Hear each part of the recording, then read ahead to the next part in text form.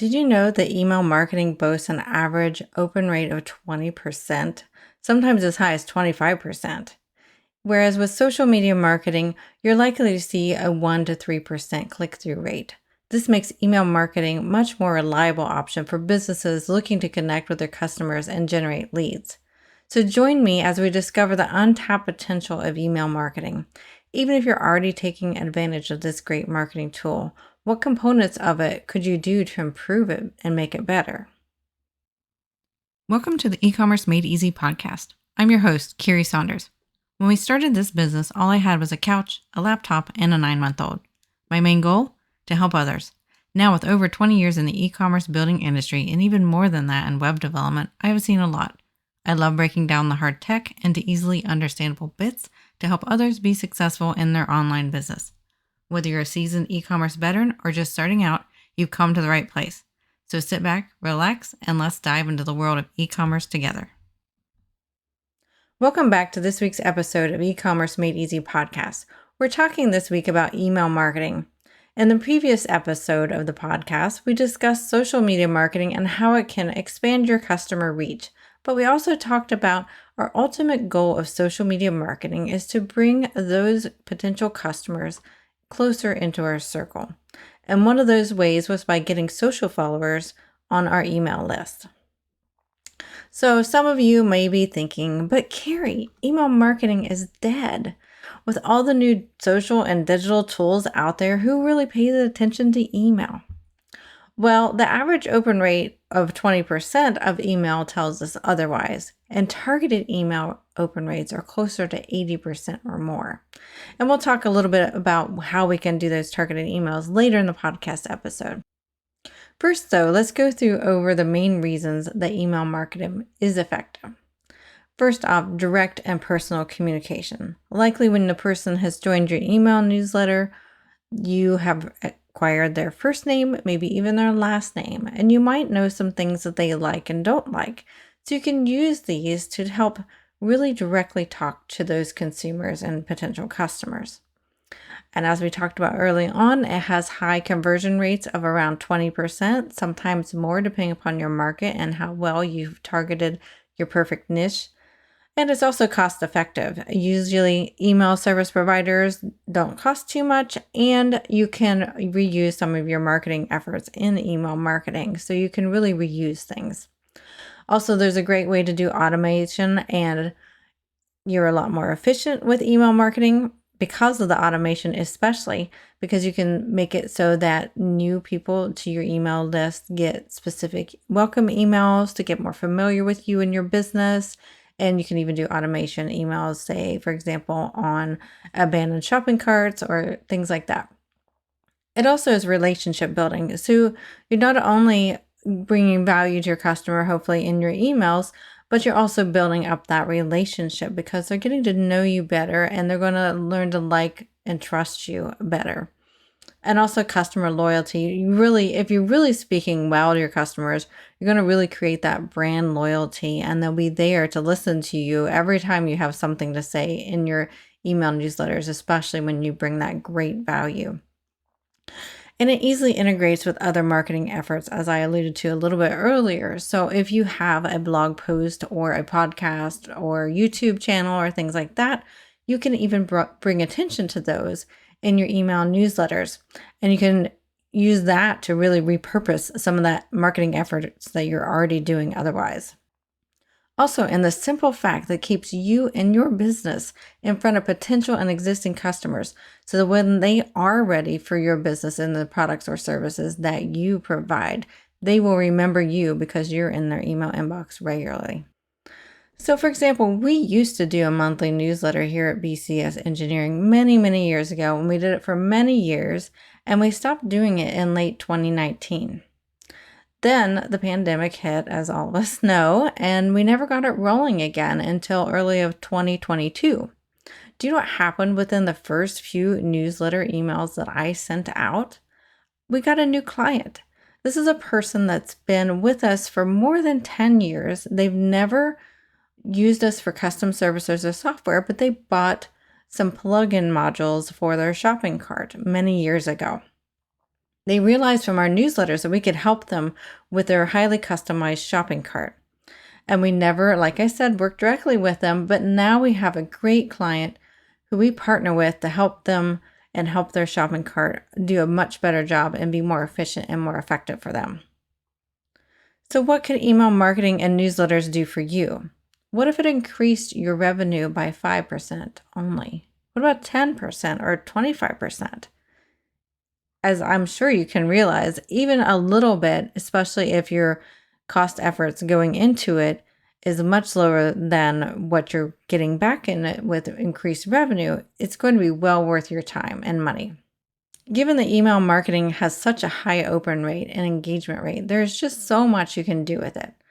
For example, all modern email service providers, such as the couple that we've worked with before closely, AWeber and ConvertKit, you can use these to segment your email list. So one of the first segments you can do is customer lifecycle management. And what that simply means is segmenting your customers based upon where they are in the life cycle of your business. For example, if they're brand new to your business, you're going to probably want to send them a series of welcome emails so they can get more familiar with you and your brand. It helps you target these emails specifically to these customers so that they really get more familiar with you and get to learn about what you're all about, which is not something that's not necessarily appropriate to those who've been with you for a while. So it's great to be able to target that specific audience, and it helps you foster a long-term relationship with them. Another type of email segmenting is to tag someone when they click on a link. So this lets you know that they're interested in a particular subject. Then you can create targeted emails for those customers with those specific interests. For example, if you're a shoe company and you have emails that you've sent in the past about running shoes that you offer, you can email anytime anyone who's clicked on those running shoe links, if you have set it up to tag them, and you can talk specifically to their needs as a runner, as it can help you assume that they are either already a runner or interested in being a runner, or maybe have a family or friend member that they're looking for gifts for a runner. So you can really target that email to really speak to those specific people right there. Next up is email re-engagement campaigns. So even though it's now a bit harder to determine which email subscribers have opened your emails or not, you can retarget and re-engage consumers that haven't clicked on links in a while. And if you're not familiar with this, the iOS update as of pretty recently ago made it so it's harder to tell email open rates. And really, any email application that people use many times now don't automatically show you the images in the email, which is typically what an email service provider will use to determine if a consumer has opened your email. So even if we can't get really accurate open rates anymore, we can re-engage some of those people who have not clicked on things in a long time, which means they're only minimally engaged, so that you can really create a campaign to really target them and bring them back into your circle better. So another great way to segment your customers is based upon products or services they have purchased. This allows you to follow up with them and do great customer service, especially great if your product or service requires a bit of a follow-up and or encouragement or directions on how to get the most out of what they purchased. So this is a great way to really foster perfect customer service and really tune it up a bit of a notch compared to competitors. Now, I know this may all sound great to you, but I know some of you out there are wondering, how do I even get started? I don't have an email list. So first off, you're going to want to have an email service provider. And I encourage you to keep listening, even if you already do, just to make sure you're checking the boxes with your email service provider.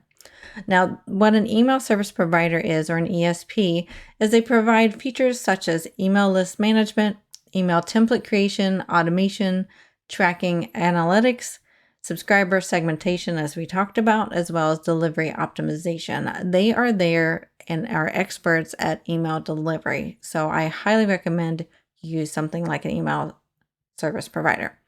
Now, some common ones in the industry are AWeber and ConvertKit. These are two that we have used and we have tested out. And they can do several features. For example, They can auto clean up your email list for those emails that are not deliverable anymore. This is really important to have your email clean and have a good reputation. Email reputation is so very important nowadays, especially with all the spam that has happened over the past tens of years.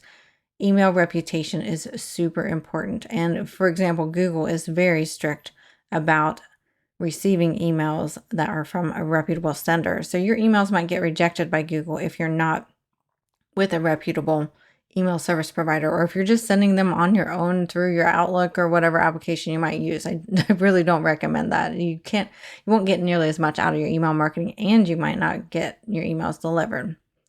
It also can help you do list segmentation as well, and really just help you keep really good information on your customers.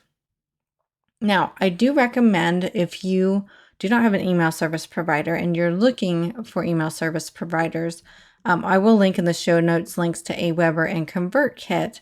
But when you do pick an email service provider, I highly recommend you look at it from a long-term perspective. For example, you're going to want to make sure it has all the features you want and the pricing that you can afford in the long term.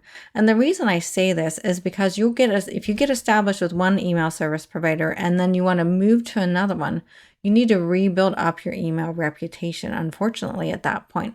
So moving to a new ESP is sometimes difficult.